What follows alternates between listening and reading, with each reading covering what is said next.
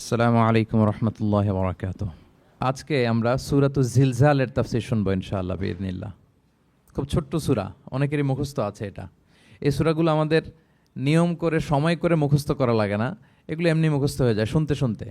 সাধারণত এই ছোট ছোট সূরাগুলো দিয়েই আমাদের রেগুলার সালাহ যখন আমরা পড়ি, এগুলো দিয়ে ইমামতি করা উচিত। আল্লাহর হাবিব সাল্লাল্লাহু আলাইহি ওয়াসাল্লাম বিভিন্ন হাদিসে বলেছেন যে তোমরা যখন ইমামতি করবে তখন তোমার পেছনে যারা আছে তাদের দিকেও খেয়াল রাখবে। রাসূল সাল্লাল্লাহু আলাইহি ওয়াসাল্লাম অত্যন্ত বিবেকবোধ সম্পন্ন একজন ব্যক্তিত্ব ছিলেন। তিনি খেয়াল রাখতেন, যেটাকে আমরা কনসিডারেট বলি। আল্লাহর হাবিব সাল্লাল্লাহু আলাইহি ওয়াসাল্লাম খুব কনসিডারেট ছিলেন, কার কোথায় কী সমস্যা এটা খুব খেয়াল করতেন। And he was a man of six senses. আমরা সিক্স সেন্সের কথা বলি, আমাদের অধিকাংশেরই 4টা সেন্স একসাথে কাজ করে, কারো 5টা 6টা সেন্স কাজ করে, এরকম মানুষ পাওয়া দুষ্কর। আল্লাহর হাবিব সাল্লাল্লাহু আলাইহি ওয়াসাল্লাম অত্যন্ত বিবেকবোধ সম্পন্ন একজন লোক ছিলেন। একবার তিনি সালাত খুব সংক্ষিপ্ত করলেন, তো সাহাবারা জিজ্ঞেস করলেন, ইয়া রাসূলুল্লাহ এত সংক্ষিপ্ত কেন করলেন সালাত? তখন আল্লাহর হাবিব সাল্লাল্লাহু আলাইহি ওয়াসাল্লাম বললেন যে পেছনে বোনদের নামাজের সেকশনে ওখান থেকে একটা ছোট্ট বাচ্চার কান্নার আওয়াজ আমি শুনছিলাম। আমার মনে হচ্ছিল বাচ্চাটাকে সামলাতে মাটার খুব কষ্ট হচ্ছে, তো এই জন্য আমি সালাদটা সংক্ষিপ্ত করে দিয়েছি। দেখেন কীরকম সেন্সেশন, কতটা কনসিডারেট ছিলেন। একবার আবার আল্লাহর হাবিব সাল্লাল্লাহু আলাইহি ওয়াসাল্লাম মাগরিবের সালাত কিংবা এশার সালাতের কোনো এক সেজদা অনেক লম্বা করে দিলেন। তখন সাহাবার আবার প্রশ্ন করলেন, ইয়া রাসূলুল্লাহ সাল্লাল্লাহু আলাইহি ওয়াসাল্লাম এত লম্বা দীর্ঘ সেজদা করতে তো ফরজ সালাতে আমরা কখনো দেখি না, কেন করলেন? অসুস্থ হলেন নাকি নামাজের মাঝখানে, অথবা ওহী নাজিল হচ্ছিল নাকি, এরকম কিছু ঘটলো নাকি? তো আল্লাহর হাবিব সাল্লাল্লাহু আলাইহি ওয়াসাল্লাম বললেন যে না, এগুলো কিছুই না, বরং আমার নাতি হাসান আমি সেজদারত অবস্থায় আমার পিঠের উপরে চড়ে বসেছিল, কাঁধের উপরে। তো আমি অপেক্ষা করছিলাম যতক্ষণ না তার খেলা শেষ না হয়, তার প্রয়োজন পূরণ না হয়, ততক্ষণ আমি সেজদায় লুটিয়ে পড়েছিলাম। হাসান যখন নেমেছে, তার প্রয়োজন পূরণ হয়েছে, আমি আবার সেজদা থেকে উঠে দাঁড়িয়েছি। দেখেন কতটা কনসিডারেট ছিলেন। তো এইভাবে আল্লাহর হাবিব সাল্লাল্লাহু আলাইহি ওয়াসাল্লাম ছোট ছোট সূরাগুলো দিয়ে ফরজ সালাতের ইমামতি করতে উদ্বুদ্ধ করতেন। মুআয ইবনে জাবাল রাদিয়াল্লাহু তাআলা আনহুকে উনি মদিনার পাশেই একটা এলাকার ইমাম হিসেবে অ্যাসাইন করেছিলেন। তো ওই এলাকার লোকজন ছিল শ্রমজীবী, ওট দিয়ে তারা পানি নিয়ে খেজুর বাগানে পানি সিঞ্চন করত। সারাদিন পরিশ্রম করে ওনারা সালাতে অংশগ্রহণ করত। তো একবার উনি মাগরিবের সালাতে সূরাতুল বাকারা তেলাওয়াত শুরু করলেন। কোরআনের সবচাইতে ছোট সূরা নাকি সবচাইতে বড় সূরা, 286 আয়াত বিশিষ্ট সূরা। তো ওনারা ছিলেন ক্লান্ত, শ্রান্ত, পরিশ্রান্ত। কেউ কেউ বিরক্ত হয়ে, ক্লান্ত হয়ে নামাজ ছেড়ে দিয়ে একা একা নামাজ পড়ে ফেললেন। পরে আল্লাহর হাবিব সাল্লাল্লাহু আলাইহি ওয়াসাল্লামের কাছে যে তারা অভিযোগ করলেন যে, ইয়া রাসূলুল্লাহ আপনি যে ইমাম পাঠিয়েছেন উনি তো এমন কাজ করেছে, সূরা বাকারা উনি ধরেছে মাগরিবের সালাতে। রাসূল সাল্লাল্লাহু আলাইহি ওয়াসাল্লাম খুবই ক্ষিপ্ত হলেন, রাগান্বিত হলেন এবং মুআয ইবনে জাবাল রাদিয়াল্লাহু তাআলা আনহুকে ডেকে পাঠালেন। ডেকে তিনি বললেন, আফাত্তানুন আনতা ইয়া মুআয। লিটারালি ফাত্তান শব্দটা ব্যবহার করেছেন যে, মুআয তুমি কি সমাজে ফিতনা ছড়াচ্ছ? তোমাকে পাঠালাম ইমাম হিসেবে, সেখানে তালিম দিবে, তারবিয়া দিবে, ঐক্য ধরে রাখবে, তুমি কি ফিতনা ছড়াচ্ছ সমাজে? তুমি কি ওয়াদ-দুহা ওয়াল-লাইলি ইযা সাজা এরকম সূরাগুলো পারো না? সাব্বিহ ইসমা রাব্বিকাল আ'লা এগুলো তোমার মুখস্থ নাই? ওয়াশ-শামসি ওয়া-দুহাহা এগুলো তোমার জানা নেই? তুমি এত লম্বা সূরা কেন ধরলে মাগরিবের সালাতে? তো তখন তিনি বললেন, যখন তুমি সালাতে ইমামতি করবে ফরজ সালাতে, তখন ছোট ছোট সূরা পড়বে, কেননা তোমার পেছনে অসুস্থ থাকতে পারে, তারপর বয়স্ক কোনো লোক থাকতে পারে, অথবা মুসাফির মসজিদের পাশ দিয়ে সফর করতেছিল, ভাবলো জামাত চলতেছে, জামাতটা ধরি, ঢুকেই যদি দেখে যে আপনি সূরা বাকারা তেলাওয়াত করতেছেন, তো তার জন্য তো কঠিন হয়ে যাবে কোপ আপ করা, কন্টিনিউ করা। তো এই জন্য ছোটো ছোটো সূরাগুলো আল্লাহর হাবিব সাল্লাল্লাহু আলাইহি ওয়াসাল্লাম পড়তে আমাদেরকে উৎসাহিত করেছেন ফরজ সালাতের, যখন আমরা ইমামতি করব। তো এইরকম একটি সূরা হচ্ছে সূরাতুজ জিলজাল, এটা আমাদের প্রায় সকলেরই মুখস্থ। তো আমরা আসুন প্রথমে আমরা সরল বঙ্গানুবাদ শুনি এই সূরাটার, তারপর এই সূরা থেকে কিছু রিফ্লেকশন আমরা শেয়ার করার চেষ্টা করব ইনশাআল্লাহ বিইذনিল্লাহ। আমি শুরুতে সূরাটার সরল বঙ্গানুবাদ আপনাদের সাথে শেয়ার করছি। আউযু বিল্লাহি মিনাশ শাইতানির রাজিম। বিতাড়িত শয়তান থেকে মহান আল্লাহ তাআলার কাছে পানাহ চাচ্ছি। বিসমিল্লাহির রহমানির রহিম। পরম করুণাময় অসীম দয়ালু আল্লাহ তাআলার নামে শুরু করছি। ইযা জুলজিলাতিল আরদু জিলজালাহা, যখন পৃথিবীকে ভয়ঙ্করভাবে প্রকম্পিত করা হবে। ওয়া আখরাজাতিল আরদু আথকালাহা, আর পৃথিবী তার ভেতরে থাকা সব ভারী বস্তুগুলোকে উদ্গীরণ করে দিবে, বের করে দিবে। ওয়াকাল আল ইনসানু মা লাহা, আর মানুষ বলবে এই পৃথিবীর কি হলো। ইয়াউমা ইদিন তুহাদ্দিসু আখবারাহা, সেদিন পৃথিবী তার সব খবর বলে দিবে। বিআন্না রাব্বাকা আওহা লাহা, কারণ তার রবই তাকে এমনটি করতে আদেশ করেছেন বা প্রত্যাদেশ দিয়েছেন। ইয়াউমা ইদিন ইয়াসদুরুন নাসু আশতাতান লিয়ারাউ আমালাহুম, সেদিন মানুষগুলো দলে দলে বের হবে যাতে করে তাদের আমলনামা তাদের কাছে পেশ করা যায়। ফামান ইয়ামাল মিসকালা যাররাতিন খাইরান ইয়ারাহ, যে ব্যক্তি অনুপরিমাণ ভালো কাজ করেছে সেটা সে দেখতে পাবে। ওমান ইয়ামাল মিসকালা যাররাতিন শাররান ইয়ারাহ, আর যে ব্যক্তি অনুপরিমাণ মন্দ কাজ করেছে, কোনো খারাপ কাজ করেছে, সেটাও সেদিন দেখতে পাবে। সাদাকাল্লাহুল আযীম। এই হচ্ছে সূরাতুজ জিলজালের সংক্ষিপ্ত বঙ্গানুবাদ। এবার আসুন এই সূরা থেকে কিছু রিফ্লেকশন, কিছু তাফসির আমরা শেয়ার করি। প্রিয় ভাইয়েরা, এই সূরাটা নাজিলের একটা প্রেক্ষাপট আছে। সাহাবাদের মধ্যে একটা ধারণা জন্মেছিল যে আমরা যদি খুব ছোট ছোট ভালো কাজ করি এইটা বোধহয় সওয়াব হবে না, বা মিজানের পাল্লা এটা তেমন একটা রেকগনাইজ করা হবে না। অথবা অনেক সাহাবাদের মধ্যে এরকম ধারণা ছিল যে আমরা খুব সামান্য সামান্য ছোট খারাপ কাজ করলে এটার হয়তো ওইরকম পাপ হবে না বা শাস্তি হবে না। তো ওনাদের মনে যখন এরকম একটা ধারণা তৈরি হলো, তখন আল্লাহ তাআলা এই সূরাটা নাজিল করেছেন। বিশেষ করে এই সূরার শেষের 2 আয়াত, যেখানে আল্লাহ তাআলা বলছেন ফামান ইয়ামাল মিসকালা যাররাতিন খাইরান ইয়ারা, যে না, তোমরা ছোট্ট ভালো করলে সেটাও দেখতে পাবা সেদিন তোমাদের আমলনামাতে। ওমান ইয়ামাল মিসকালা যাররাতিন শাররান ইয়ারা, এবং ছোট্ট খারাপ কাজ করলে সেটাও তোমরা তোমাদের আমলনামায় দেখতে পাবে। তো সাহাবাদের এই চিন্তা, এই ধারণাটাকে ভুল প্রমাণ করবার জন্য, তারা যে ভুল ধারণা করছেন এটা বোঝাবার জন্য, জানাবার জন্যই আল্লাহ তাআলা বেসিকলি সূরাতুজ জিলজাল তিনি নাজিল করেন। এই সূরাটি কোরআনের ধারাক্রম অনুসারে 99তম সূরা। কোরআনের যে ধারাক্রম, সূরা ফাতিহা দিয়ে শুরু, তারপরে বাকারা, তারপর আলে ইমরান, সেই ধারাবাহিকতায় এটা কত নম্বর সূরা? 99 নম্বর সূরা। এবং সূরাটি মাদানী সূরা। কি সূরা? আমরা জানি কোরআনের সূরাগুলো 2 ভাগে বিভক্ত, কোনোটা মক্কায়, কোনোটা মদিনায় নাজিল হয়েছে। যেটা মক্কায় নাজিল হয়েছে সেটা মাক্কি, যেটা মদিনায় নাজিল হয়েছে সেটা মাদানী। তো জিলজাল হচ্ছে মাদানী সূরা। এই সূরার আয়াত সংখ্যা হচ্ছে 8। আয়াত সংখ্যা কত? 8। আল্লাহর হাবিব সাল্লাল্লাহু আলাইহি ওয়াসাল্লাম সূরাটাকে একটা কম্প্রিহেন্সিভ সূরা বলেছেন। জামে মানে সূরা, খুবই কম্প্রিহেন্সিভ। কম্প্রিহেন্সিভ মানে হচ্ছে ভেরি প্রিসাইজ ইন ওয়ার্ডিং, শব্দ কম, কথা কম, কিন্তু এটার আবেদন, এটার এক্সপ্লেনেশন অনেক বেশি, এরকম একটি সূরা। ছোট্ট অল্প কয়েকটি আয়াত দিয়ে সূরাটা আল্লাহ তাআলা নাজিল করেছেন, কিন্তু এটার আবেদন অনেক বেশি। এক বয়স্ক সাহাবী এসে আল্লাহর হাবিব সাল্লাল্লাহু আলাইহি ওয়াসাল্লামকে বলল, ইয়া রাসূলুল্লাহ, আপনি আমাকে কোরআনের একটা সূরা শিক্ষা দেন, কোন সূরা পড়ব? তো আল্লাহর হাবিব সাল্লাল্লাহু আলাইহি ওয়াসাল্লাম বললেন, যাওয়াতুর র, মানে আলিফ লাম র দিয়ে যে সূরাগুলো আছে এগুলো পড়ো। তো এই সাহাবী বলল, ইয়া রাসূলুল্লাহ, আমার বয়স বেশি, আমার জিহ্বা ভারী হয়ে গেছে, আমি এত বড় সূরা পারবো না, অন্য কিছু বলেন। তো আল্লাহর হাবিব সাল্লাল্লাহু আলাইহি ওয়াসাল্লাম বললেন, তাহলে যাওয়াতু হামিম, হামিম দিয়ে যে সূরাগুলো শুরু হয়েছে কোরআনে সেগুলো পড়ো। বলতেছে, ইয়া রাসূলুল্লাহ, এটাও পারবো না, আরো সহজ করে দেন। তো তখন আল্লাহর হাবিব সাল্লাল্লাহু আলাইহি ওয়াসাল্লাম বললেন, তাহলে আল মুসাব্বিহাত, মানে সাব্বাহা ইউসাব্বিহু দিয়ে যে সূরাগুলো শুরু হয়েছে তুমি এগুলো পড়ো। ওই সাহাবী বলে, এইটাও কঠিন হয়ে যায় আমার জন্য। তখন আল্লাহর হাবিব সাল্লাল্লাহু আলাইহি ওয়াসাল্লাম বললেন যে, তাহলে কি চাও? বলতেছে, আমাকে একটা জামে মানে সূরা শিক্ষা দেন, মানে এমন একটা কম্প্রিহেন্সিভ সূরা শিক্ষা দেন যে এটা শিখলে আমার হেদায়েতের জন্য যথেষ্ট হয়ে যাবে। তখন আল্লাহর হাবিব সাল্লাল্লাহু আলাইহি ওয়াসাল্লাম বললেন, তাহলে তুমি পড়ো ইযা যুলজিলাতিল আরদু জিলজালাহা ওয়া আখরাজাতিল আরদু আথকালাহা ওয়া ক্বালাল ইনসানু মা লাহা। তুমি সূরাতুল জিলজাল তেলাওয়াত করো। তখন থেকেই সাহাবী এই সূরাতুল জিলজাল তেলাওয়াত আরম্ভ করলেন। উনি বললেন যে আমি আর বেশি কিছু পড়ব, শুধু এটাই পড়ব। সাহাবাদের মধ্যে অনেকের এরকম খুব সহজ সরল মানসিকতা ছিল। তো উনি বললেন যে এটাই পড়ব। তো রাসূল সাল্লাল্লাহু আলাইহি ওয়াসাল্লাম বললেন যে কোনো সফল ব্যক্তিকে যদি কেউ দেখতে চায় তাহলে এর দিকে তাকাও, দেখো কত সহজ সরল, কত চমৎকারভাবে সে এই বার্তাটা গ্রহণ করেছে যে আমি জীবনে শুধু এটাই পড়ব। তো সূরাতুল জিলজাল হচ্ছে একটা কম্প্রিহেন্সিভ সূরা, সূরাতুন জামিআ। এটা হচ্ছে সূরার একটা ফজিলত, এটা আমরা জানলাম। আবার আল্লাহর হাবিব সাল্লাল্লাহু আলাইহি ওয়াসাল্লাম সূরাকে কোরআনের অর্ধেক বলেছেন। আল্লাহর হাবিব সাল্লাল্লাহু আলাইহি ওয়াসাল্লাম ইরশাদ করেছেন, ইযা যুলজিলাতিল আরদু তা'দিলু নিসফাল কোরআন।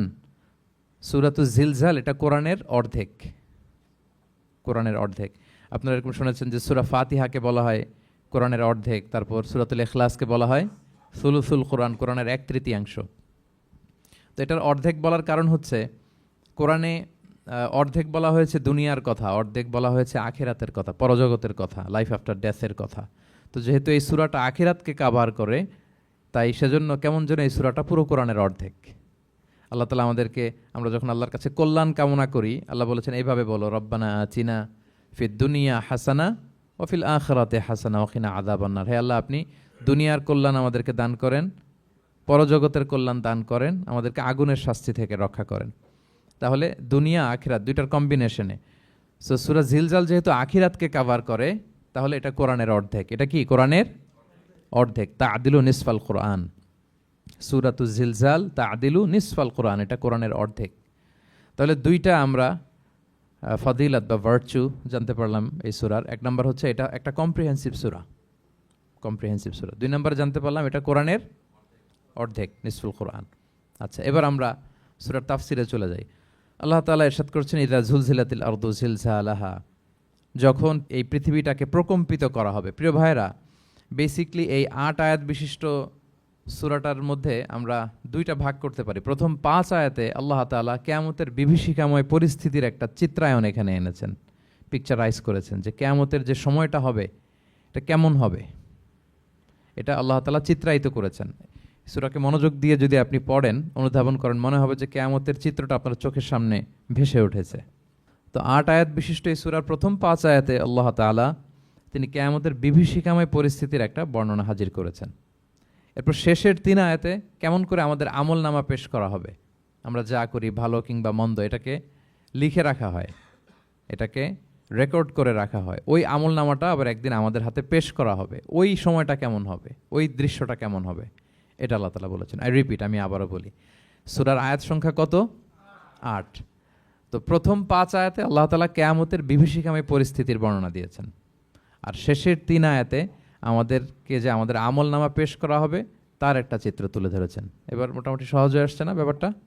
আচ্ছা, তো প্রথম ৫ আয়াতে আল্লাহ তাআলা কিয়ামতের চিত্রায়িত কিভাবে কেমন করে করলেন, চিত্র হাজির করলেন। আল্লাহ বললেন যে ইযা জুলজিলাতিল আরদু জিলজালাহা, যখন পৃথিবীকে ভয়ঙ্করভাবে প্রকম্পিত করা হবে, পুরো পৃথিবীটাকে একটা ঝাঁকুনি দেয়া হবে।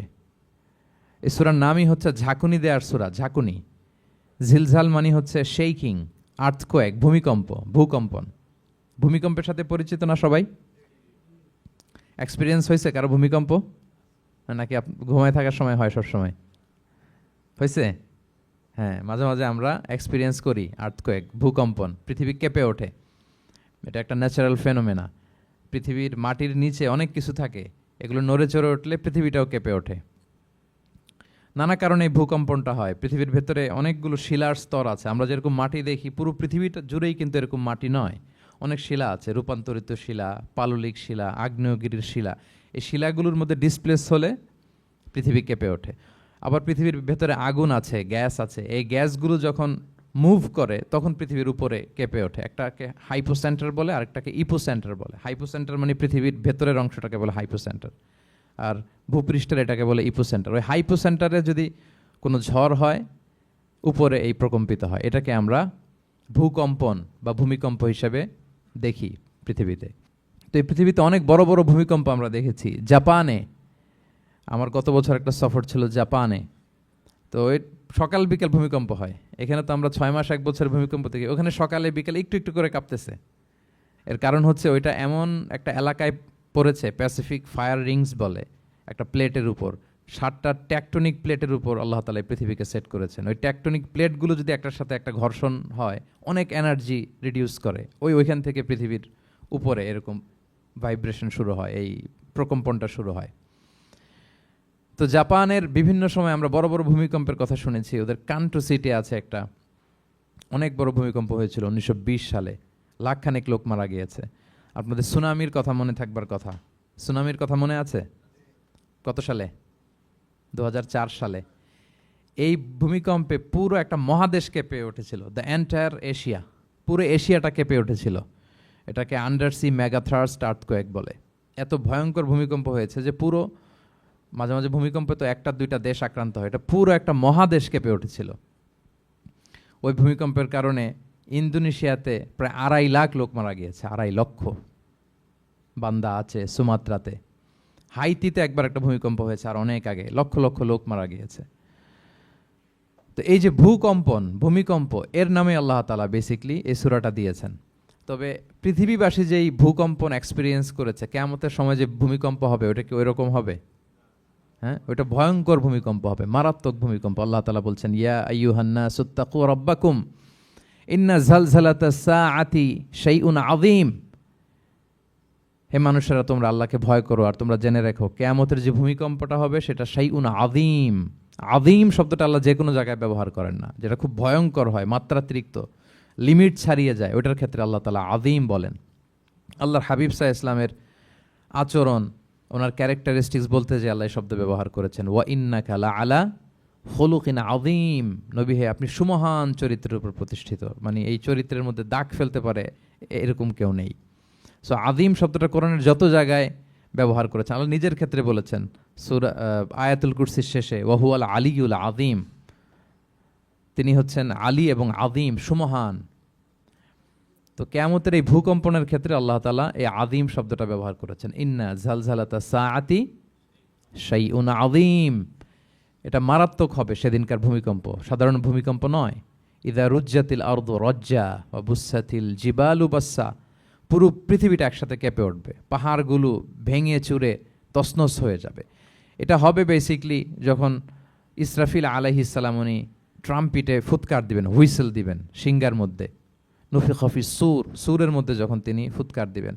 আপনারা ইসরাফিল আলাইহিস সালামের একজন ফেরেশতা, ওনার নাম শুনেছেন না? হ্যাঁ, one of the major angels, major একজন ফেরেশতা। আল্লাহ তাআলা ওনাকে সৃষ্টিই করেছেন এই বিশাল হুইসেলে একটা ফুৎকার দেওয়ার জন্য, আর কোনো কাজ নাই, ওনার অ্যাসাইনমেন্ট এই একটাই। সৃষ্টির পর থেকে আজ অবধি বিশাল হুইসেলটা নিয়ে আল্লাহর আরশের দিকে তিনি তাকিয়ে আছেন, অপলক নেত্রে, পলকও ফেলেন না চোখের, যে কখন আল্লাহ তাআলা অর্ডার করবেন, করার সাথে সাথে ফুৎকার দিবেন তিনি, আবার না দেরি হয়ে যায়, আবার না আল্লাহর আদেশ পালনে কোনো গাফলতি হয়ে যায়। সৃষ্টির পর থেকে ওনার একটাই অ্যাসাইনমেন্ট, এই বিশাল সুর ট্রাম্পিট নিয়ে হুইসেল দেওয়ার জন্য আল্লাহর আরশের দিকে তাকিয়ে আছেন। যে মুহূর্তে আমরা এখন কথা শুনছি এখনও তাকিয়ে আছেন উনি। 3টা ফুৎকার দেওয়ার জন্য আল্লাহ তাআলা ওনাকে সৃষ্টি করেছেন। প্রথম ফুৎকারটাকে বলে নাফখাতুল ফাজা, যে ফুৎকারের সাথে সাথে মানুষগুলো তটস্থ হয়ে যাবে, পৃথিবীর মানুষ তটস্থ হয়ে যাবে। যখন তটস্থ হবে তখন কি অবস্থা হবে সেটাই আল্লাহ তাআলা এই সূরার প্রথম আয়াতে বললেন, যে ইদা জুলজিলাতিল আরদু জিলজালাহা, যখন পুরো পৃথিবীকে প্রকম্পিত করা হবে মারাত্মকভাবে। ইসরাফিল আলাইহিস সালাম প্রথম যে ফুৎকারটা দিবেন তখন পুরো পৃথিবী কেঁপে উঠবে, মারাত্মকভাবে কেঁপে উঠবে।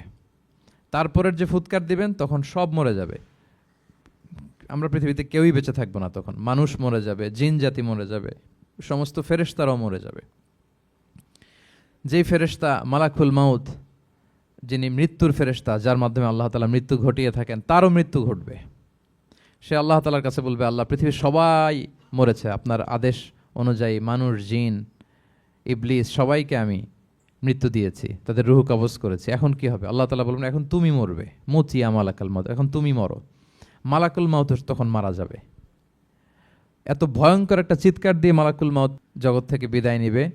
আল্লাহর হাবিব সাল্লাল্লাহু আলাইহি ওয়াসাল্লাম বলেন, ওই ভয়ঙ্কর চিৎকার যদি পৃথিবীবাসী শুনতে পেত তাহলে আলাদা করে ইসরাফিলের সিঙ্গার ফুৎকার দেওয়ার প্রয়োজন হতো না, প্রতিটা মানুষ তাদের কানের পর্দা ফেটে মুহূর্তেই লাশ হয়ে পড়ে যেত, মালাকুল মাউত মরে যাবে। তখন মহাবিশ্বে আর কেউ থাকবে না একটা সত্তা ছাড়া।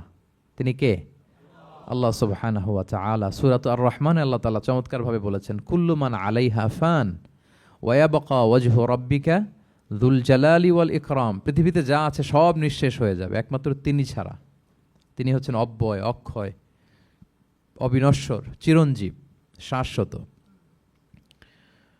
এরপর কেউ যখন থাকবে না, আল্লাহ তাআলা ইসরাফিল আলাইহিস সালামকে আবার জীবিত করবেন। তখন তিনি সর্বশেষ হুইসেলটা দিবেন, আবার জীবিত হয়ে তিনি লাস্ট 3 নম্বর হুইসেলটা দিবেন।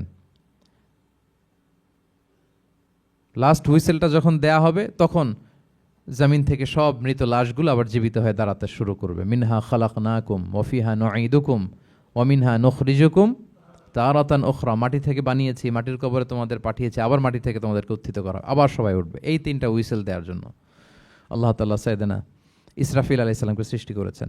তো ওনার প্রথম হুইসেল দেওয়ার পরে কি অবস্থা হবে, কি রিয়াকশন হবে, ওইটা আল্লাহ তাআলা সূরাতুল জিলজালের প্রথম আয়াতে বললেন, ইযা জুলজিলাতিল আরদু জিলজালাহা, যখন পুরো পৃথিবীটা প্রকম্পিত হবে, মারাত্মকভাবে প্রকম্পিত হবে। ওয়া আখরাজাতিল আরদু আথকালাহা, আর যখন জমিন তার ভেতরে থাকা ভারী বস্তুগুলোকে উদ্গীরণ করে দেবে, বমি করে বের করে দেবে, ভমিটিং করবে বা নিক্ষেপ করবে।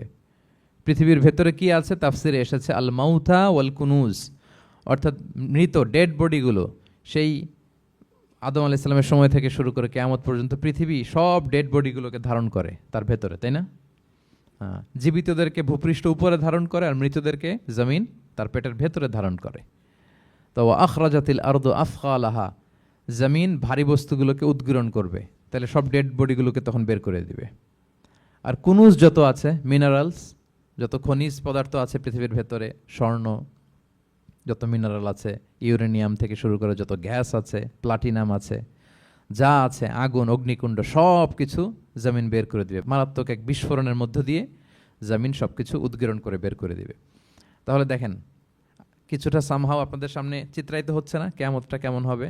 যদি একটু কল্পনা করেন যেভাবে আল্লাহ তাআলা বলছেন যে ইদা জুলজিলাতিল আরদু জিলজালাহা, পুরো পৃথিবীটা প্রকম্পিত হবে। ও আখরাজাতিল আরদু আফকালাহা, জমিন তার ভেতরের বস্তুগুলো বের করে দিবে, ভারী বস্তুগুলো, অর্থাৎ ডেড বডি এবং যত খনিজ পদার্থ আছে সেগুলো। ওয়াকাল আল ইনসানু মা লাহা, মানুষ বলবে পৃথিবীর হলো কি, হোয়াটস হ্যাপেনিং, কি হচ্ছে, কি হলো পৃথিবীর, পৃথিবী এরকম কেন করতেছে? যে আয়াতটা বলেছিলাম যে ইন্না জালসালাতাস সাআতি শাইউন আযীম, সেখানে আল্লাহ তাআলা বলছেন ইয়াউমা তারাউনাহা তাযহালু কুল্লু মুরদিআতিন আম্মা আরদাআত ওয়া তাদউ কুল্লু যাতি হামলিন হামলাহা ওয়া তারান নাসা সুকারা ওয়া মা হুম বিসুকারা ওয়ালাকিন্না আযাবাল্লাহি শাদীদ। মানুষের ফার্স্ট রিয়াকশন কি হবে এই আর্থকোয়েকের পরে? এই আয়াতে চমৎকারভাবে আল্লাহ তাআলা বলছেন, আল্লাহ বলছেন যে পরিস্থিতিটা এত ভয়ঙ্কর হবে, কারণ এরকম ভূকম্পন তো পৃথিবীবাসী দেখেনি। এত মারাত্মক ভূমিকম্প হবে যে দুধ খাওয়াচ্ছে এরকম মা তার দুধের বাচ্চার কথা ভুলে যাবে। আল্লাহু আকবার। দেখেন এখানে উপমাটা কিরকম। সাধারণত দুধের বাচ্চার প্রতি মায়ের আলাদা একটা টেক কেয়ার থাকে, মানে তাকে রেখে এদিক সেদিক যায় না, গেলেও চোখে চোখে রাখে, বা কোথাও গেলেও অন্যকে বলা যায় তুমি একটু দেখো, কি এরকম করে না? দুধের বাচ্চা তো সে খুবই ছোট বাচ্চা, তার আলাদা কেয়ারের প্রয়োজন হয়, এক্সট্রা কেয়ারের প্রয়োজন হয়। তো দুধ খাওয়ায় ব্রেস্ট ফিডিং মাদার কখনো তার বাচ্চাকে চোখের আড়াল করতে দেয় না বা চায় না। আল্লাহ বললেন যে তখন পরিস্থিতি এত ভয়ানক হবে যে নিজের দুধের বাচ্চার কথাই মা ভুলে যাবে। তারপর এখনো পরিপূর্ণ হয়নি পেটের ভেতরে বাচ্চা, এরকম মা যারা আছে গর্ভবতী, সাধারণত কয় মাস পরে বাচ্চা ডেলিভারি হয়? 8 মাস 9 মাস পরে। দেখা যাবে যে 2 মাসের বাচ্চা, এখনো ভ্রূণ, 3 মাসের বাচ্চা, 4 মাসের বাচ্চা।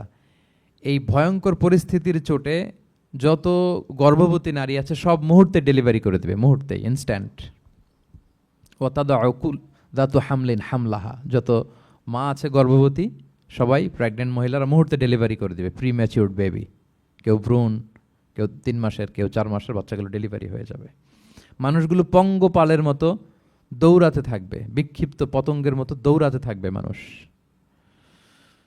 আর বলবে ওয়াকাল আল ইনসানু মা লাহা, মানুষ তখন, মানুষের ফার্স্ট রিয়াকশন হবে যে মা লাহা, কি হলো, হোয়াটস হ্যাপেনিং, কি হচ্ছে, কিছুই বুঝতে পারতেছি না, মা লাহা, পৃথিবীর কি হলো? ইয়াউমা ইদিন তুহাদ্দিসু আখবারাহা, সেদিন পৃথিবী সব কিছু বর্ণনা করে দিবে, সব বয়ান দিয়ে দিবে। আমরা এই পৃথিবীর উপরে জমিনে যা করি সব কিন্তু পৃথিবীর মধ্যে রেকর্ডেড থাকে। জমিন সেদিন বয়ান দিবে, সেদিন আসলে সব কিছুই বয়ান দিবে। জমিন বয়ান দিবে, হাত পা সাক্ষী দিবে, যেখানে মানুষ যে সমস্ত জিনিসের মাধ্যমে, যেই টুলসগুলোর মাধ্যমে পাপ করেছে, অন্যায় করেছে, সব কিছু সেদিন সাক্ষী দিবে। আর সব সাক্ষীর বড় সাক্ষী হবে সেদিন এই জমিন। জমিন হবে সেদিন রাত সাক্ষী। জমিন হবে কি সাক্ষী? রাত সাক্ষী। ইয়াউমা ইদিন তুহাদ্দিসু আখবারাহা, আল্লাহ জমিনকে বলবে এবার তুমি পাপের বয়ান দাও, রাত সাক্ষী হয়ে তুমি বয়ান দাও, কি কি ঘটেছে তোমার উপরে। কারণ আমরা যত পাপই করি না কেন, যত কাজই করি না কেন, সব জমিনের উপরই করি, তাই না? তো জমিন সেদিন বয়ান দিবে, সাক্ষী দিবে। ইয়াউমা ইদিন তুহাদ্দিসু আখবারাহা। জমিন কিভাবে সাক্ষী দিবে, জমিন কিভাবে কথা বলবে? আল্লাহ তাআলা বলছেন বিআন্না রাব্বাকা আওহা লাহা, কারণ তার রব জমিনকে সেদিন কি করেছে? আদেশ করেছে, প্রত্যাদেশ করেছে। আল্লাহ তাআলার আদেশে জমিন সেদিন কথা বলবার সুযোগ পাবে, সব বয়ান দিবে, কি কি হয়েছে জমিনের ভেতর, কি কি অন্যায় হয়েছে, কি কি পাপ হয়েছে, কি কি সংগঠিত হয়েছে, সব ধরে ধরে জমিন সেদিন বর্ণনা করবে। তাহলে প্রথম 5টা আয়াত আমরা বলে ফেললাম, যে প্রথম 5টা আয়াতে কিয়ামতের বিভীষিকামী পরিস্থিতির একটা পিকচারাইজেশন পাইছেন আপনারা? ভয় লাগতেছে আপনাদের? ভয় লাগতেছে? সেদিনকার পরিস্থিতি কেমন হবে খুব সংক্ষিপ্ত পরিসরে একটা বর্ণনা আমাদের সামনে আসছে না, এই 5 আয়াতে চলে আসছে। কিন্তু ভয়ঙ্কর হবে সেই দিনটা, কেউ কাউকে চিনবে না। ইয়াউমা ইয়াফিরুল মারউ মিন আখিহি ওয়া উম্মিহি ওয়া আবিহি ওয়া সাহিবাতিহি ওয়া বানিহি লিকুল্লি ইমরিইম মিনহুম ইয়াউমা ইযিন শা'নুন ইউগনি। ভাই ভাইকে দেখে পালাবে, পরিচয় দিবে না। বন্ধু বন্ধুকে দেখে পালাবে, স্বামী স্ত্রীকে দেখে পালাবে, প্রিয়তমা স্ত্রীকে পরিচয় দিবে না, কলেজের টুকরা সন্তানকে পরিচয়, কেউ কাউকে চিনবে না। সবাই নাফসি নাফসি, সবাই নাফসি নাফসি। কোনো পোশাক ছাড়া বস্ত্রহীন হয়ে উঠবে। আম্মা জান আয়েশা রাদিয়াল্লাহু তাআলা আনহা বিষ্ণু ইসলামকে বলবেন, ইয়া রাসূলুল্লাহ, তাহলে মানুষ কি লজ্জিত হবে না বস্ত্রহীন অবস্থায় উঠলে? তখন রাসূল সাল্লাল্লাহু আলাইহি ওয়াসাল্লাম বললেন, লিকুল্লি ইমরিইম মিনহুম ইয়াউমা ইযিন শা'নুন ইউগনি। প্রত্যেকের এমন একটা ভয়ঙ্কর অবস্থা হবে যে তার গায়ে কাপড় আছে কি নাই, সে কিরকম অবস্থায় আছে এটাই সে ভুলে যাবে। মানে ওই টেন্ডেন্সিই তার থাকবে না। এত ভয়ঙ্কর হবে সেদিনটা। সেই ভয়ঙ্করতম দিনে আল্লাহ তাআলা আমাদেরকে হেফাজত করুক। আল্লাহর হাবিব সাল্লাল্লাহু আলাইহি ওয়াসাল্লাম বলেছেন, সেই ভয়ঙ্করতম দিনে আল্লাহর সুশীতল আরশের নিচে 7 শ্রেণীর লোকজন ছায়া পাবে। ওই 7 শ্রেণীর অন্তর্ভুক্ত যেন আমরা হতে পারি, আল্লাহ তৌফিক দান করুক। সম্মানিত ভাইয়েরা, তাহলে সূরা জিলজালের 8 আয়াত বিশিষ্ট সূরার প্রথম 5 আয়াত আমরা কভার করলাম। আমরা বলেছি যে প্রথম 5 আয়াতে আল্লাহ তাআলা কিয়ামতের বিভীষিকাময় পরিস্থিতির বর্ণনা দিয়েছেন, সেটা গেল। পরের 3 আয়াতে কি নিয়ে আলোচনা করা হয়েছে বলেন তো দেখি, মনে আছে কিনা? হ্যাঁ, আমল কিভাবে পেশ করা হবে, আমল নামা, সেটা নিয়ে আল্লাহ তাআলা বলেছেন। আল্লাহ তাআলা শুরু করছেন, আল্লাহ বলছেন যে ইয়াউমা ইযি ইয়াসদুরুন নাসু আশতাতা। সেদিন মানুষগুলো দলে দলে বের হবে, দলে দলে এসে বের হবে। কেন? লিউরাউ আমালাহুম, যাতে করে তাদের আমল নামা তাদেরকে দেখানো যায়। তার মানে কি করেছি সেদিন আমল নামা আমরা দেখব। ইয়াউমা ইযি ইয়াসদুরুন নাসু আশতাতাল লিউরাউ আমালাহুম, যাতে করে তাদের আমল নামা তাদেরকে দেখানো যায়। তার মানে সেদিন আমরা আমাদের আমল নামা দেখব, কি করেছি না করেছি সব সেদিন সে আমল নামায় থাকবে। তো আমল নামাটা 2 ভাবে দেয়া হবে, হাদিসে এসেছে, কোরআনের আয়াতও এসেছে। নেককার লোকদের আমল নামা ডান হাতে দেয়া হবে, সামনের দিক থেকে। আর পাপাচারী, সীমালঙ্ঘনকারী, জালিমদের আমল নামা পেছন থেকে বাঁ হাতে দেয়া হবে, পেছন থেকে এনে বাঁ হাতে। আর নেককারদের সামনে থেকে ডান হাতে। আল্লাহ তাআলা যেন আমাদেরকে ডান হাতে আমল নামা দান করেন। এই কথাটা আল্লাহ চমৎকার ভাবে বলছেন, ফাআম্মা মান উতিয়া কিতাবাহু বিয়ামিনিহি ফাসাউফা ইউহাসাবু হিসাবান ইয়াসিরা। সেদিন আল্লাহ তাআলা যাকে ডান হাতে আমলনামা দিবে তার হিসাবটা সহজ হবে। আল্লাহর হাবিব সাল্লাল্লাহু আলাইহি ওয়াসাল্লাম সব সময় এই দোয়াটা করতেন, আল্লাহুম্মা হাসিবিনা হিসাবান ইয়াসিরা। হে আল্লাহ, আপনি আমার হিসাবটাকে সহজ করেন, হে আল্লাহ, আপনি আমার হিসাবটাকে সহজ করেন। এই দোয়াটা আপনারাও পড়বেন, আল্লাহুম্মা হাসিবিনা হিসাবান ইয়াসিরা। দেখেন, আল্লাহর হাবিব সাল্লাল্লাহু আলাইহি ওয়াসাল্লামের ব্যাপারে বলা হয়েছে গফিরা লাহু মা তাকাদ্দামা মিন যামবিহি ওয়া মা তাআখার। আল্লাহর হাবিব সাল্লাল্লাহু আলাইহি ওয়াসাল্লামের আগের পরের সব গুনাহ মাফ। আদতে তো গুনাহই নাই, নিষ্পাপ ছিলেন তিনি, মাসুম। নবীরা হচ্ছেন মাসুম। তারপরেও আল্লাহর হাবিব সাল্লাল্লাহু আলাইহি ওয়াসাল্লাম এই দোয়াটা করতেন, আল্লাহুম্মা হাসিবিনা হিসাবান ইয়াসিরা। এরপরও তিনি এই দোয়াটা সবসময় করতেন। তাহাজ্জুদের সালাতে দাঁড়িয়ে থাকতে থাকতে ওনার পা ফুলে যেত। সিজদায় যে কাঁদতে কাঁদতে জামা ভিজিয়ে ফেলতেন, হাত্তা বাল্লা লিহিয়াতাহু, দাড়ি ভিজিয়ে ফেলতেন, হাত্তা বাল্লা হাজারাহু, জামা ভিজিয়ে ফেলতেন, হাত্তা বাল্লাল আরদা, সিজদায় পরে কাঁদতে কাঁদতে জমিন ভিজিয়ে ফেলতেন। তো আম্মা জান আয়েশা রাদিয়াল্লাহু তাআলা আনহা বলতেন, ইয়া রাসূলুল্লাহ, এত কষ্ট কেন করেন? আপনার পা ফুলে যায়, কাঁদতে কাঁদতে আপনি হয়রান হয়ে যান। আল্লাহ তো বলেছেন যে আপনার আগের পরের সব গুনাহ মাফ। আল্লাহর হাবিব সাল্লাল্লাহু আলাইহি ওয়াসাল্লাম বলতেন, আফালা উহিব্বু আন আকুনা আবদান শাকুরা। হে আয়েশা, আমি কি শুকরগুজার বান্দা হতে পছন্দ করব না? আল্লাহ তাআলা আমাকে ক্ষমা করেছেন, আমাকে স্পেশাল স্ট্যাটাস দিয়েছেন। এই যে আল্লাহ তাআলার বিশেষ অনুগ্রহ, এটার শুকরিয়া স্বরূপ আমি কি তার কাছে নিজেকে পেশ করব না? তো দেখেন, আল্লাহর হাবিব সাল্লাল্লাহু আলাইহি ওয়াসাল্লাম, যার কোনো গুনাহ নাই, তিনিও দোয়া করতেন, আল্লাহ আমার হিসাবটা সহজ করো। সেদিন যার হিসাব সহজ হবে তার জন্য সব কিছু মিলে যাবে, তার মুক্তি। আর যদি আল্লাহ হিসাব কঠিন করে, হাদিসে এসেছে, আল্লাহ যদি কাউকে জিজ্ঞেস করে, মান নুকিশা উযযিবা। নুকিশা এসেছে নিকাশ থেকে। আমরা বাংলা একটা কথা বলি না, হিসাব নিকাশ। নিকাশ বলেন আপনারা? নিকাশ, হিসাব নিকাশ বলেন। নিকাশটা আরবি শব্দ। মান নুকিশা উযযিবা, যার নিকাশ নেওয়া হবে, হিসাব নিকাশ নেওয়া হবে, উযযিবা, তাকে আল্লাহ শাস্তি দেবে। যদি বলে এটা করলা কেন, ওখানে গেলা কেন, এটাতে জড়িত হইলা কেন, এই কেন কেনর প্রশ্নবাণে যদি আল্লাহ তাআলা আমাদের জর্জরিত করেন, তাহলে অবস্থা খারাপ। আল্লাহ আমাদেরকে হেফাজত করুক। আর যাকে আল্লাহ তাআলা অনুগ্রহ করবেন, অনেককে আল্লাহ তাআলা এইভাবে অনুগ্রহ করবেন। আল্লাহ বলবেন, তুমি যে এই পাপটা করছিলা মনে আছে? তখন বান্দা বলবে, আল্লাহ মনে আছে, আমি স্বীকৃতি দিচ্ছি, অ্যাকনোলেজ করছি, আল্লাহ আমি পাপী, আল্লাহ আমি ভুল করে ফেলেছি। আল্লাহ বলবে, এটা দুনিয়ার কেউ জানে না, আজকে আমিও জানাবো না কাউকে, যাও তুমি আমার এই ডান হাতের নিচ দিয়ে জান্নাতের ভেতরে ঢুকে যাও। আল্লাহুম্মা জাআলনা মিনহুম, আল্লাহুম্মা জাআলনা মিনহুম, আল্লাহুম্মা জাআলনা মিনহুম ইয়া রাব। আল্লাহ তুমি আমাদেরকে তাদের অন্তর্ভুক্ত করো, আমরা পড়ি আমিন। আল্লাহর হাবিব সাল্লাল্লাহু আলাইহি ওয়াসাল্লাম বলতেন, আল্লাহুম্মা হাসিবিনা হিসাবান ইয়াসীরা, আল্লাহ আপনি আমাদের হিসাবকে সহজ করুন। ফাআম্মা মান উতিয়া কিতাবাহু বিয়ামিনিহি, তাহলে হিসাব সহজ হবে কাদের? যাদেরকে আল্লাহ কোন হাতে আমলনামা দিয়েছেন? ডান হাতে। ফাসাউফা ইউহাসাবু হিসাবান ইয়াসীরা, তাদেরকে সহজভাবে হিসাব নেওয়া হবে। ওয়ায়ানকালিবু ইলা আহলিহি মাসরুরা, তারা তাদের পরিবারের সাথে খুব আনন্দ উৎফুল্লতার সাথে মিলিত হবে। আর ওয়া আম্মা মান উতিয়া কিতাবাহু ওয়ারাআ যাহরি, আর যাদেরকে পেছন থেকে আমলনামা দেয়া হবে বা হাতে, ফাসাউফা ইয়াদউ সুবুরা, তারা মৃত্যু কামনা করবে, সেদিন মৃত্যু, ধ্বংস কামনা করবে, তারা নিজেদের ধ্বংস। ওয়ায়াসলা সাঈরা, আর তারাই জাহান্নামে অন্তর্ভুক্ত হবে, জাহান্নামে তারাই প্রবেশ করবে। বলে আয়াযু বিল্লাহ, নাউযু বিল্লাহ, আল্লাহ আমাদেরকে তুমি হেফাজত করো। তাহলে আমলনামার পর্বটা কেমন হবে? আল্লাহ বলছেন, ইয়াউমা ইযি ইয়াসদুরুন নাসু আশতাত, দলে দলে মানুষ উঠবে, কবর থেকে আসবে, লিউরাউ আমালাহুম, যাতে করে তাদের আমলনামা তাদেরকে দেখানো হয়। আর আমলনামা কারো আসবে সামনে থেকে ডান হাতে, কারো আসবে, আমরা যেন ডান হাতে পাই নাকি? এই ফরিয়াদ, এই প্রার্থনা আমরা আল্লাহর কাছে করি। এবার আমলনামা পেয়ে গেলাম আমরা সবাই হাতে, এবার আল্লাহ তাআলা আমাদেরকে বলবেন, তোমরাই একটু পড়ো তোমাদের আমলনামা। ইকরা ইকরা কিতাবাকা কাফা বিনাফসিকাল ইয়াউমা আলাইকা হাসিবা, পড়ো তোমার আমলনামা, হিসেবের জন্য তুমিই যথেষ্ট আজকে। ধরেন আজকে আপনার গণিত পরীক্ষা গেছে, ধরেন অঙ্ক পরীক্ষার পরে যার খুব কনফিডেন্স ভালো, ভালো গণিত জানে, সে আসলে আগে থেকেই জানে যে আমি 100তে 100, তার একটা নিজের হিসেব নিকেশ আছে না নাকি? হ্যাঁ। আর ধরেন যে যে যার গণিত মিলে নাই, পরীক্ষা ভালো হয় নাই, যে হচ্ছে খুব খারাপ ছাত্র, একেবারে লাড্ডু গুড্ডু মেরে আসছে, ও নিজেও জানে এটার ফল প্রকাশের জন্য এত ওয়েট করা লাগে না, তার একটা হিসাব নিকেশ আগে থেকে জানা আছে যে আমার দিয়ে তো কিছু হবে না, আমার অন্য চিন্তা করতে হবে। ফলাফল রেজাল্ট আসে নাই, কিন্তু সে নিজেও জানে যে সে 00 পাবে। আর যে গণিতে খুব ভালো, হ্যাঁ, সব তার গণিত মিলে গেছে, রেজাল্টের আগে থেকেই সে জানে যে আমার 100 থেকে 100 কেউ এটা থামাতে পারবে না। তো আমরা আসলে কে কি করেছি, আমাদের কি আমলনামা, সেদিন তো আমরা পাবো, কিন্তু তার আগে আমাদের নিজেদেরও একটা বন্দোবস্ত, হিসেব নিকেশ, বোঝাপড়া আছে না নাই বলেন? আমরা জানি আমরা কে কি করেছি, কে কি করেছি আমরা জানি।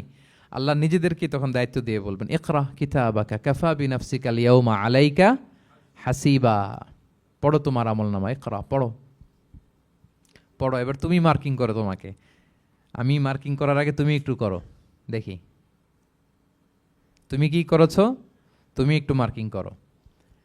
তো আমলনামা পাওয়ার পরে আমাদের যে প্রতিক্রিয়া হবে সেটা আল্লাহ কোরআনে তুলে ধরেছেন। আল্লাহ তাআলা বলছেন যে মানুষ বলবে, মালি হাযাল কিতাবি লা ইউগাদিরু সগীরাতান ওয়ালা কাবীরাতান ইল্লা আহসাহা, এটা কেমন আমলনামা, ছোট বড় কোনো কিছু মিসিং হয় না এখানে। আল্লাহু আকবার, কিছু মিস হয় নাই। অনেক কিছু আপনারও মনে নাই, কিন্তু দেখার পরে মনে হবে।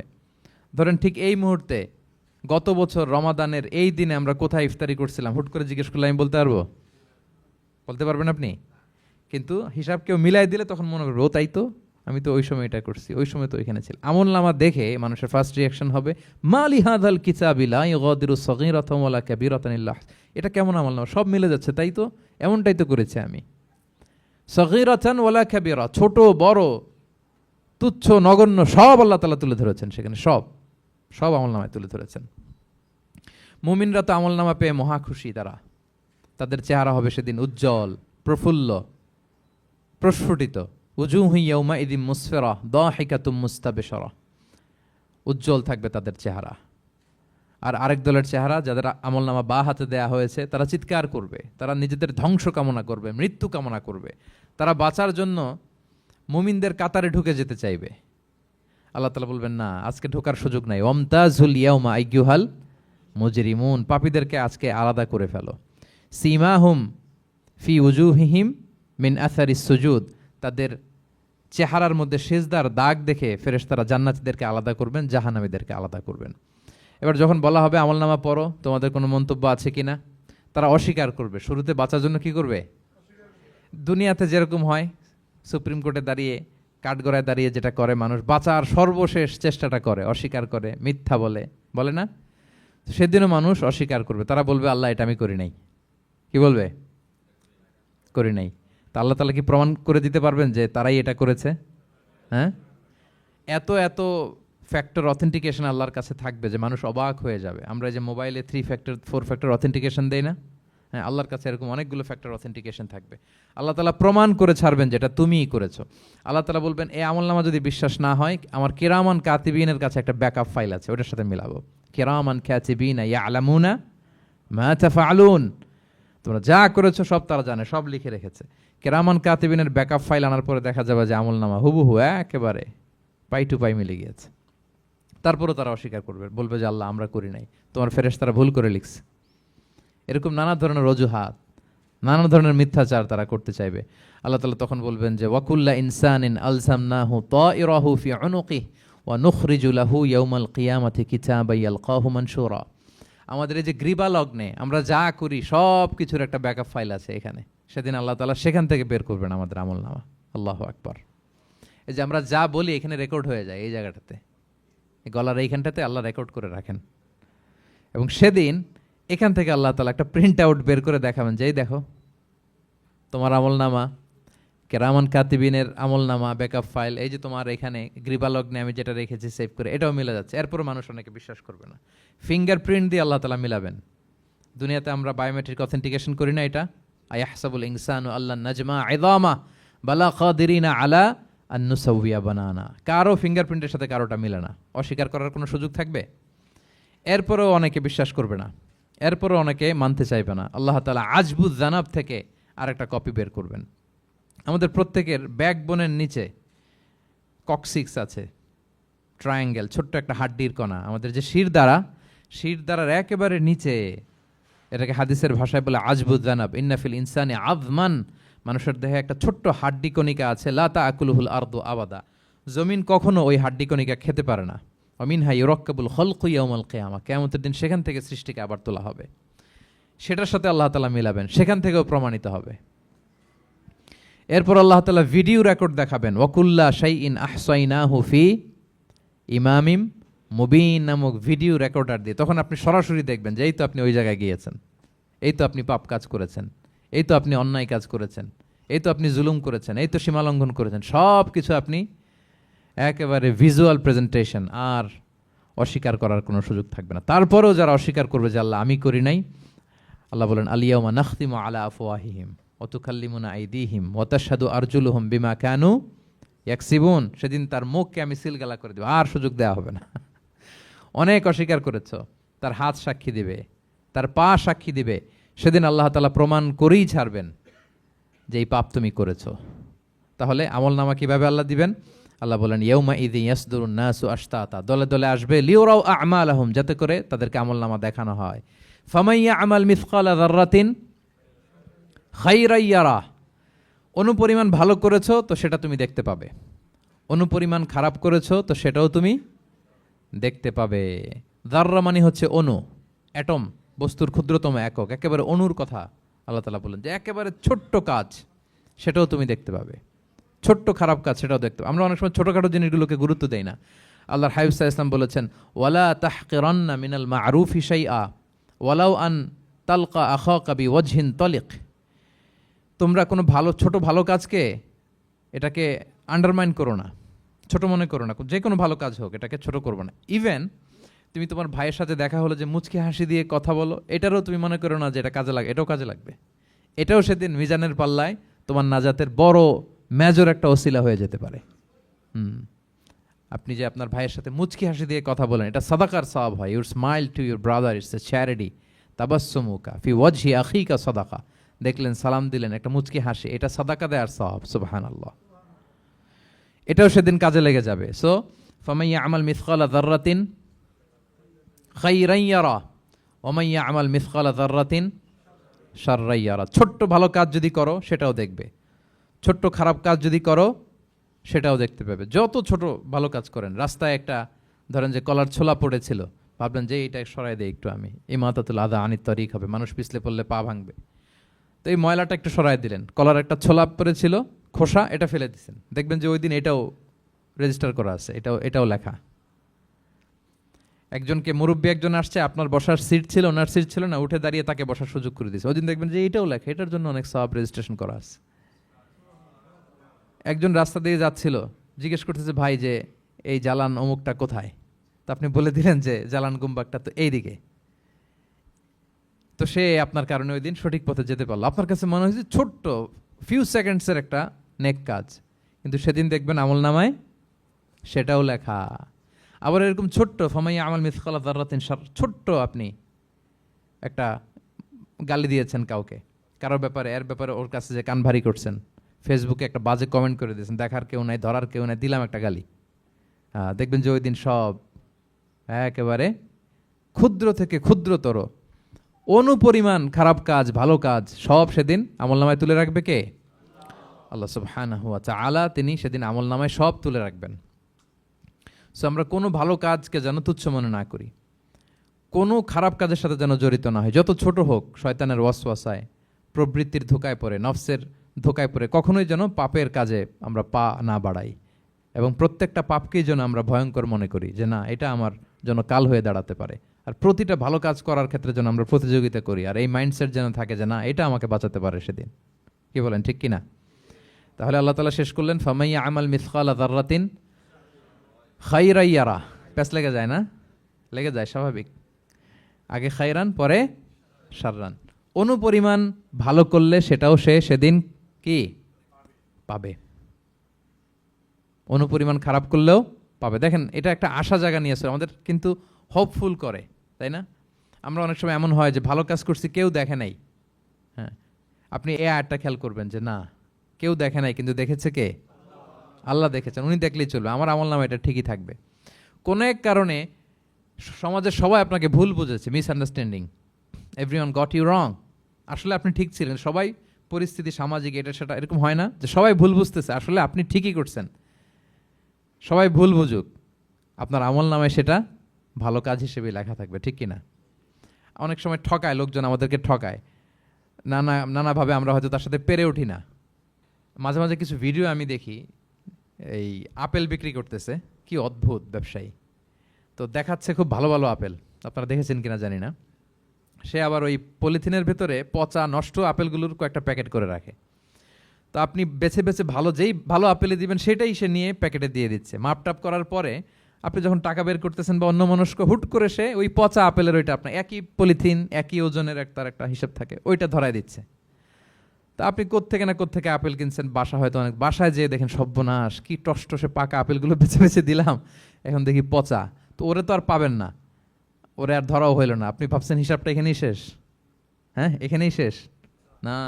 লট of unsettled issue yet to be settled, এরকম অনেক কিছু আছে দুনিয়াতে আপনি সেটেল করতে পারেন নাই, সেটেল হবে সেদিন। দ্য কনসেপ্ট অফ আখেরা যদি না থাকতো, this worldly life would be a joke. আখেরা বলে যদি কিছু না থাকতো, এই পৃথিবীটা আসলে একটা জোক ছিল, জোক। কেটে টুকরা টুকরা করে বস্তাবন্দি করে ফেলে রাখছে ডোবার মধ্যে, কেউ দেখে নাই, হদিস নাই, এটা সাক্ষীও পাওয়া, বিচারও হচ্ছে না। আর বিচারের যে দীর্ঘসূত্রিতা, আপনি ভাবছেন শেষ, এখানেই শেষ? Not that easy brother. একদিনে ঋণ তাকে শোধ করতে হবে। ফামাইয়া আমাল মিসকালা যাররাতিন খাইরান ইয়ারা ওমাইয়া আমাল মিসকালা যাররাতিন শাররান ইয়ারা। ছোট্ট ছোট্ট ভালো যেখানে আল্লাহ লিখে রাখবেন, এই বড় বড় লোক ঠকানো, জুলুম, অপরাধ, এগুলোর বিচার হবে না একদিন? বলেন, বিচার হবে। তাহলে কনসেপ্ট অফ আখেরা, এটা আমাদেরকে আশাবাদী করে। এই যে আমরা কেউ দাদা হারিয়েছি, বাবা হারিয়েছি, আমরা বিশ্বাসীরা, আমরা হতাশ হই না, আমরা বিশ্বাস করি আমি তো আমার বাবাকে পাচ্ছি ওইখানে। তো ক্ষণিকের একটা সময়, দুনিয়ার জীবনটা কি ক্ষণিকের। দিস দুনিয়া কম্পেয়ার টু আখেরা ইজ নাথিং, অ্যাবসলিউটলি নাথিং। আখেরাতের তুলনায় এটা তো কিছুই না। আমার দাদাকে পাবো, বাবাকে পাবো, তার মানে আখেরা, কনসেপ্ট অফ আখেরা আমাদেরকে হোপফুল করে, আশাবাদী করে। দুনিয়াতে আমাকে ভুল বুঝেছে, মানুষ ঠকিয়েছে, আমি অনেক কিছুর বিচার পাই না, আমি সেদিন পাবো। তো আপনাকে হোপফুল করছে না, এটা আশাবাদী করছে না? আখেরাত আমাদেরকে কি করে? আশাবাদী করে। যত জুলুম, অত্যাচার, যেগুলোর বিচার এই দুনিয়াতে হয় নাই, সেদিন সে বিচারটা হবে। ফামাইয়া আমাল মিসকালা যাররাতিন খাইরান ইয়ারা ওমাইয়া আমাল মিসকালা যাররাতিন শাররান ইয়ারা। প্রিয় ভাইরা, তাহলে পেয়েছেন সূরাতুজ জিলজালের আলোকে কিয়ামতের বিভীষিকাময় চিত্র, এবং কেমন করে আমলনামা আমাদের সামনে পেশ করা হবে। আপনাদের কাছে ক্লিয়ার হয়েছে? আল্লাহ তাআলা আমাদের সবাইকে ডান হাতে আমলনামা দিয়ে ধন্য করুক। আমরা যত নেক কাজ করেছি, ভালো কাজ করেছি, সবগুলোর বদলা, প্রতিদান, রিওয়ার্ড যেন আমরা সেদিন পাই। আল্লাহ তৌফিক দান করুক। আল্লাহ আমাদেরকে কোনো হিসাব ছাড়া বিনা হিসাবে জান্নাতে হিসেবে কবুল করুক। আল্লাহ তাআলা আমাদের সবাইকে কথাগুলো বোঝার ও আমল করার তৌফিক দান করুক।